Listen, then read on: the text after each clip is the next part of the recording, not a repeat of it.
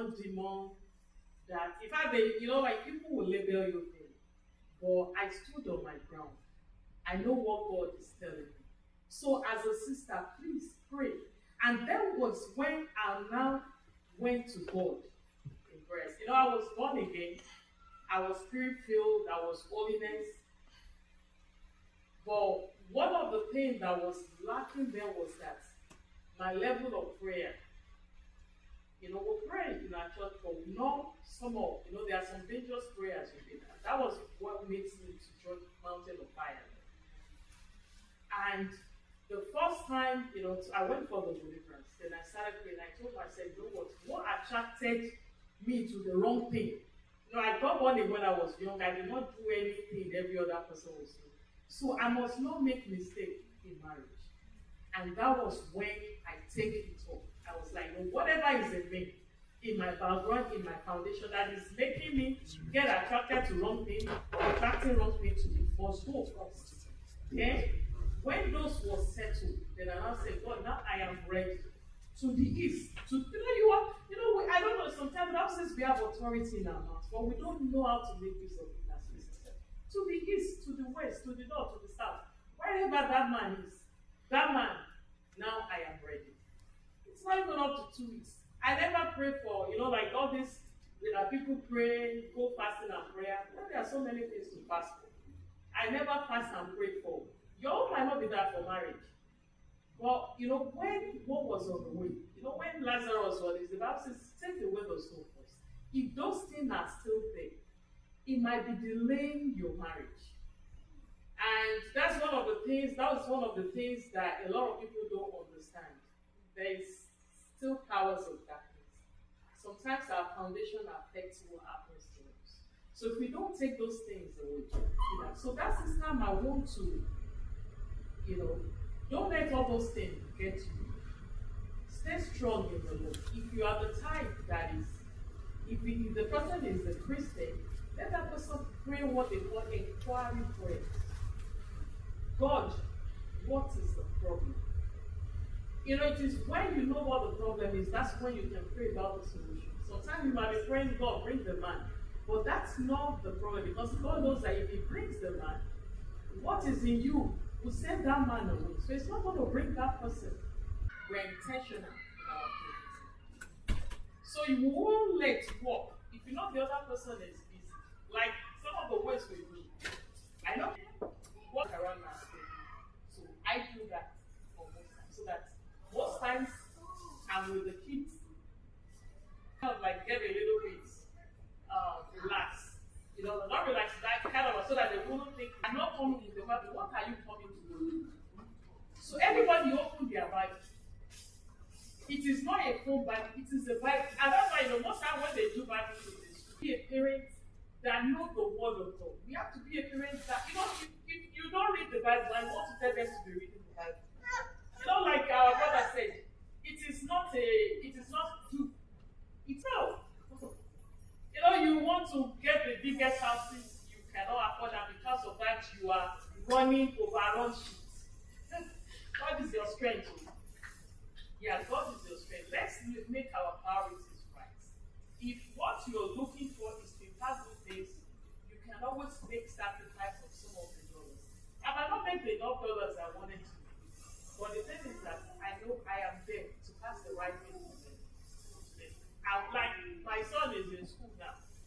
I will not be fearful what he will do. Sometimes I was like, I thought when I look at the city 60, I thought you will be playing around campus everywhere. Oh, the only thing I just want to do is to watch him and I'll be back to my room. So, because they know you have impacted, I'll say, I will impact the right thing on you until you are at the age where you are. That you are either to choose or not to choose. But I will always pray for you to choose the right thing. So as parents, let's be intentional with our parents. Don't let's run too much after this or that. It's good to have good things of life. But I tell you, God, that your first ministry, our first assignment, your first church is actually these children. Those are your first converts. Please let's nurture them. Thank you so much. Thank you. We're bringing up soon and we have questions that we've let you talk. Yes. So please, for now, we will not be taking any questions. Let me able to, we have online questions. So is it okay to allow my younger children to sleep in the same room with me and my husband? At what age should they have their own room? Let me answer this question using myself. At 9 years old, I started putting my son in his cot when he started sleeping in the room. Because when you go to the hospital, when you give birth, they have these separate wards. I understand that here you need to cuddle that, but nobody's going to teach that child. So please allow the child to sleep in his cot. What's that man? Please answer. Yeah, I think, because my kids don't really even sleep in cots. So maybe like after 1 year, they have their room right from that. So, but once they are like 1 year, they start sleeping. Thank you so much for that. Another one says, is it okay? Okay. Must I find my spouse? Is it compulsory to find my spouse in church? The speaker mentioned place of service. Please expatiate. Well, okay, do you want to? Well, it's not. You can find your spouse anywhere, but not in a nightclub. Not in a disco party. Well, I think, irrespective of how you meet, make sure God is your foundation. Right? The Bible says, as many that are led by the Spirit of the Lord, they are the sons of God. So let the Spirit of the Lord lead you, and make sure your foundation is, the foundation of your relationship is built on Christ. And I've heard people who say, oh, we met in a party. Yeah, that's fine. We met, eventually, we met in a wedding ceremony, but of course, wedding ceremony of the child of God, of the Christian, not the wedding ceremony where they are throwing bottles. So I think the main thing is that let go be the foundation. Then another thing is that Bible says, do not be unequally yoked with unbelievers. So now, you can meet at work, you can meet at Walmart on the way, for example, son and child of God. So that is what is important. Do not because you don't want them to be in the church, you meet them somewhere else. You both of, the person is not born again and you were born again and you think you're going to convert the person. You are not Jesus Christ. God has made his word clear. Do not be unequal. So there is no association with you. God said we should love everybody, yes, but not, when it comes to marriage, that is clearly defined. And I think that's one of the problems the church is facing now. One person is a Christian, the other is not born again. And now you want to build a Christian home on what? On what ground? On what basis? So let's be careful, especially the sisters.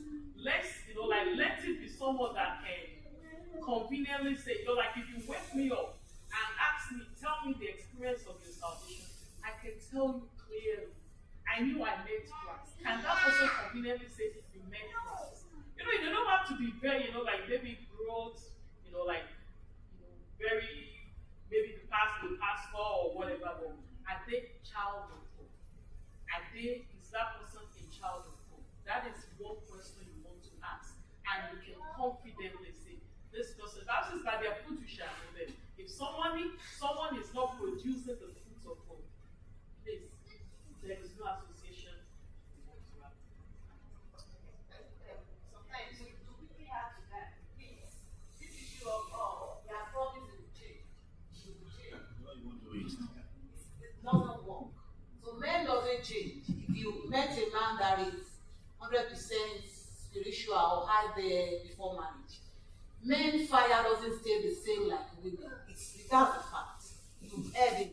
Now you walk, the women does the prayer. Yeah, women can go from level 50 to 90 to 100 in marriage.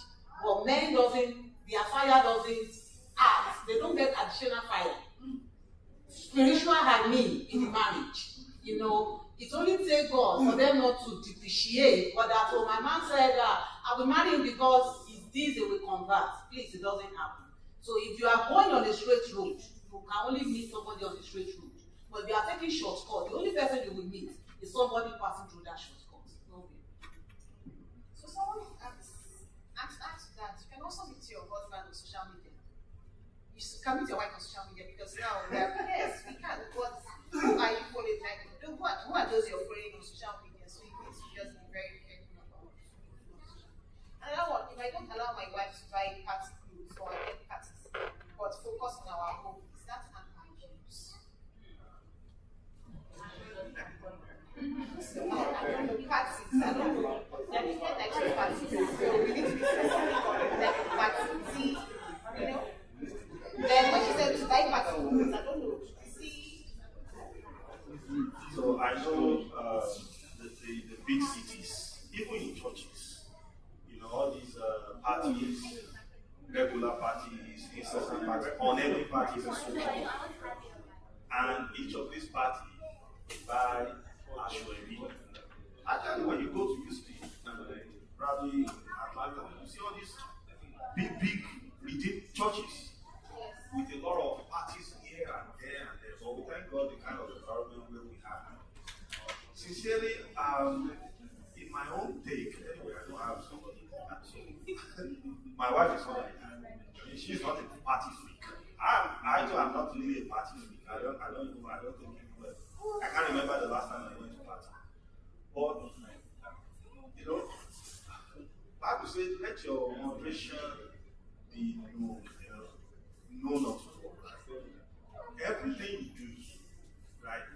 Let there be, you should understand where the cut-off point is.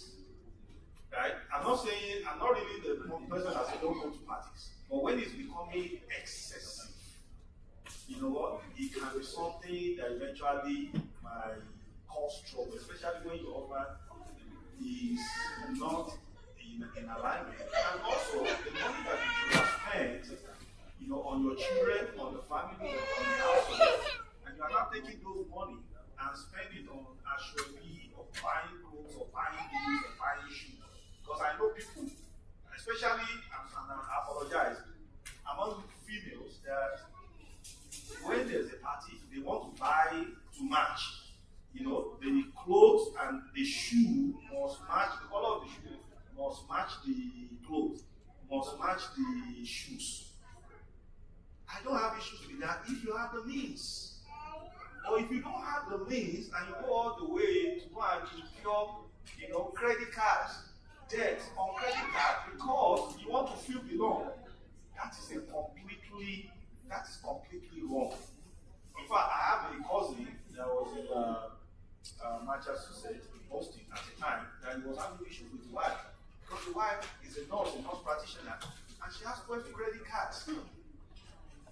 Everything she buys at Victoria, from Victoria City, right? The underwear must match the outside, must match the shoe. And at the time, this guy was running crazy.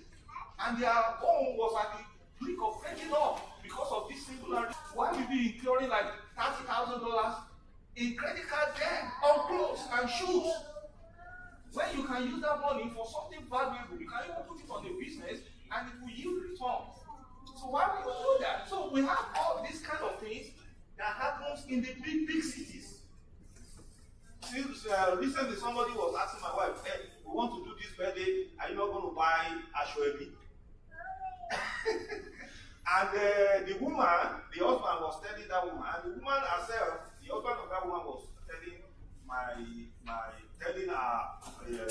telling his wife to tell my wife if she will not buy Ashwebi. And the woman was saying, I know Mama Baba, she will not buy Ashwebi. And that's why I said where the standard was. So let people know what you stand. Right? Don't be in and out. Don't be hot and cold. You know, today they see you among Christians, and tomorrow they see you among unbelievers dancing and spraying money. So in that sense,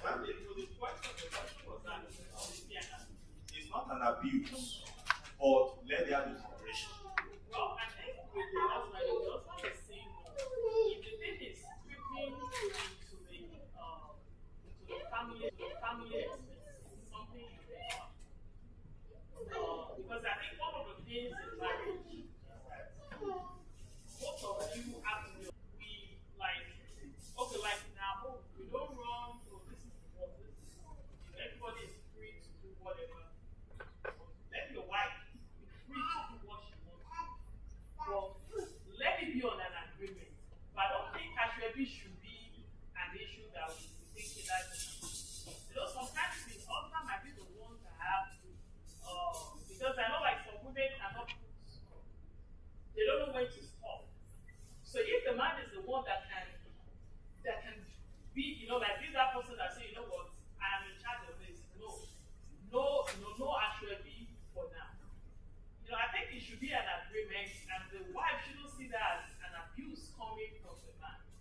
because what do I want to use? I don't know how people think. Because the moment people know they don't bring Ashwebi to me, because once you bring Ashwebi, I don't do Ashwebi. Why would I want to be stressing myself? Because like the moment not like it's not good. If you like it, there's really nothing wrong about it. But I've learned moderation from when I was in school. So if I cannot afford it, I'm not going to go in there and I'm not going to stress myself about it. I'm not going to use the money I'm supposed to use to eat and feed my family. To go and buy. It doesn't make sense. So let's be logical. So we women, please, let's try to understand with our husband. Some men sometimes they don't know, they might not be able to let you know that, oh, this is probably the only way they can say is that, no, we are not buying this factory.